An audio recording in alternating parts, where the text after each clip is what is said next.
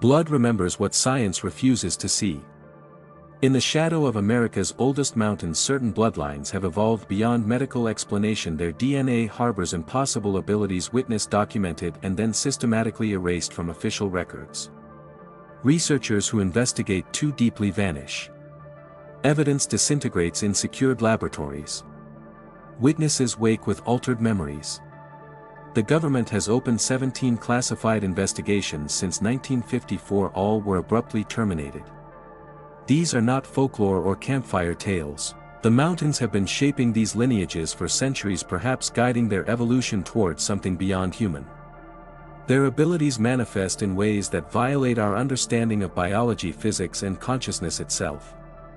What ancient force flows through these Appalachian bloodlines, and why does modern science tremble when confronted with their existence? The Blackwood clan, the sleepless ones. The first recorded mention of the Blackwoods appears in the journal of a British surveyor in 1794. He described encountering a family living deep in a holler near what is now the Virginia-West Virginia border, noting their peculiar nighttime habits and unsettling pale eyes. What caught his attention was their complete lack of sleep.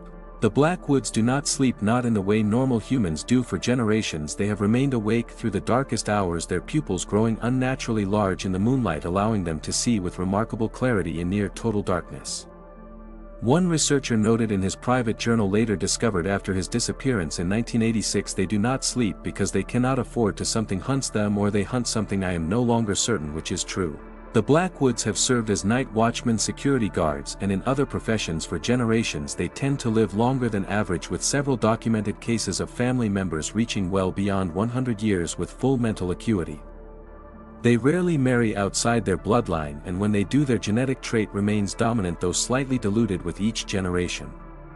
Deep in McDowell County, West Virginia. The Holloway family has tended the same plot of land for over 2 centuries. Their farm should not produce anything. The soil is poor, acidic from centuries of coal mining, and the growing season is short in the high elevation, yet the Holloways harvest crops year-round in quantities that defy agricultural science. The Holloways do not grow food, explains local historian Margaret Shelton. They harvest what the mountain provides. There is a difference, though most folks do not understand it. The family's crops appear overnight, often in places where nothing was planted. Vegetables with deep purple hues, grain that does not match any known species, and fruits that seem to pulse with their own inner light.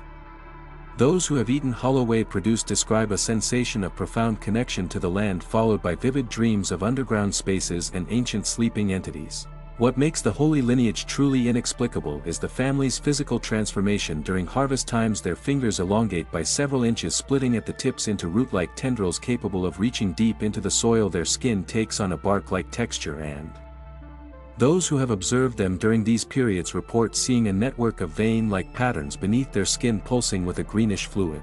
Department of Agriculture investigators visited the Holloway farm in 1954, 1978, and again in 2002. Each time they left without filing official reports, their field notes containing only fragmented observations about symbiotic relationships and non-standard biological processes. One investigator was later found wandering the woods miles from the farm, suffering from severe dehydration and repeating the phrase, "The ground is hungry, but the Holloways know how to feed it." In the cold-scarred hills of eastern Kentucky, the Crow Singers of Harland County, the Mercer family has long been known for their strange affinity with birds, particularly crows, but the relationship goes beyond mere animal companionship. The Mercers speak to the crows, and the crows speak back. The first documented case appears in the diary of a coal company doctor in 1912 who described treating a young Mercer boy for a mining injury. The child made no sound despite the severity of his wounds. He wrote, "Instead, a murder of crows gathered outside the infirmary window, their crying increasing in intensity until it resembled human screams. When I administered morphine, the birds fell silent at once." The Mercer family's vocal cords developed differently from birth. Anatomical studies of the few family members who have allowed medical examination reveal structures that should render normal speech impossible. Instead of speaking, they produce sounds across a range that extends well beyond human hearing, with harmonics that affect the nervous systems of nearby corvids.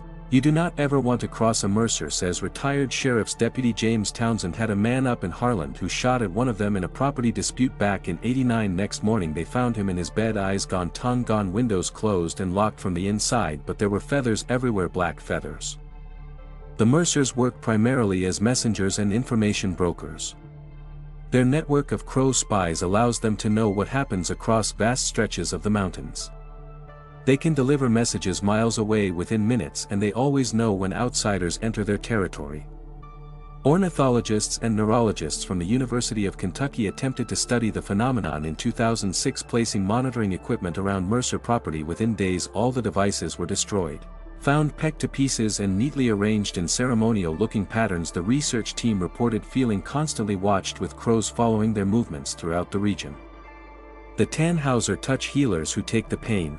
The Tanhauser family first appeared in medical records in the aftermath of a mine collapse near Pikeville, Kentucky in 1931. 16 miners were pulled from the rubble, their bodies broken beyond what conventional medicine of the time could treat. 12 survived, healed by the hands of Martha Tanhauser. Those who witnessed the healings reported that as each miner's wounds closed, identical injuries appeared on Martha's body, only to fade within hours. The Tanhausers heal through transference. They absorb injuries, diseases, and even mental trauma from others, briefly manifesting the conditions in their own bodies before their unique physiology purges the damage. The process leaves them temporarily weakened but causes permanent changes to their appearance, their skin gradually acquiring a patchwork quality of different textures and tones, a physical record of every healing they have performed. Medical scans of Tanhauser family members show inexplicable anomalies: scar tissue from injuries they never personally sustained, antibodies for diseases they never contracted, and brain patterns suggesting they carry the memories of multiple individuals. Their cellular structure demonstrates regenerative capabilities that should be impossible with an immune system that adapts to new threats within minutes rather than days. In a narrow valley at the foot of Brushy Mountain, North Carolina. The weather folk of Brushy Mountain, the Lascaris family has predicted the weather with perfect accuracy for as long as local records exist, but they do not just forecast the weather, they feel it physically manifesting atmospheric conditions within and around their bodies. During thunderstorms, Lascaris family members emit static electricity strong enough to power small devices in high-pressure systems. Their skin hardens and cracks like drought-stricken earth before tornadoes. Their movements become circular, their speech patterns shifting to match the rotational velocity of the coming storm. Most striking is their response to heavy snowfall. Their body temperature drops dramatically and their breath becomes visible even in warm rooms, crystallizing into delicate patterns identical to snowflakes. Meteorologists and biophysicists who studied 3 generations of the Lascaris family in the 1980s documented unexplainable phenomena. Core body temperatures fluctuating between 94 and 103 degrees Fahrenheit within minutes. Electromagnetic readings consistent with lightning strikes emanating from their nervous systems during emotional distress. And cellular samples that change structure in response to barometric pressure changes. What science cannot explain is the price the Lascarises pay for their gift. Each family member experiences a final storm, a meteorological event they become part of completely. The luminous carvers, those who shape stone with touch.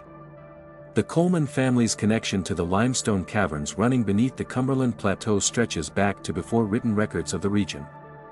Their ability to shape stone with their touch has created hidden chambers, passages, and underground cathedrals that appear on no official maps. Geological surveys of Coleman-modified caves reveal structural properties that defy conventional understanding. The stone shows no tool marks or signs of external manipulation, yet exhibits perfect acoustic properties and load-bearing capabilities that surpass modern engineering standards.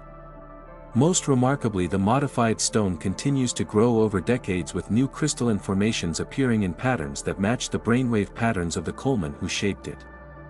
During the Civil War, the Colemans used their tunnels to move escaped slaves northward, leaving behind stone markers visible only to those who knew what to look for.